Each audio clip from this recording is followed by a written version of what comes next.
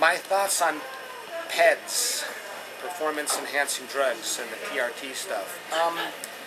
You know, I'm not a big fan, to be honest with you. I think, you know, my grandfather Carlos, he said he created jiu-jitsu to use it as an instrument to better a person, who they are, the quality of their life, and so forth.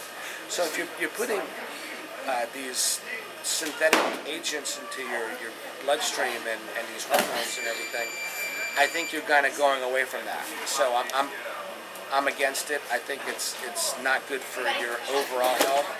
MMA is a short thing in one's life comparatively, and life is a long thing. So I think the steroids, I think they hurt you, and I think it is an unfair advantage for a lot of guys, and it makes the guys that aren't on it have to use it to be able to compete sometimes. You know, I'm a firm believer in technique, but when you're doing timed matches, it's about who can explode more a lot of times, and the steroids do that. You know, so I don't like it. It's one thing. I've always been a fan of the guys that have stayed off of it. You know, and that's why I always kind of agreed with a lot of stuff that BJ Penn said.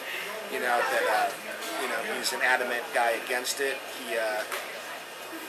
He's just not into it, you know, and he's looking at the overall life thing, and so I'm pretty much in agreement with the BJ Penns of the world, the Diaz's, and all these other guys that have spoken out against it.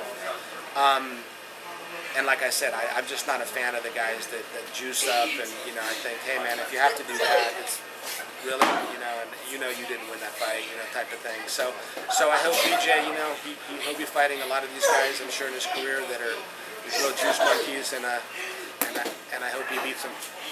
Awesome. Thank you very much. I appreciate it, guys.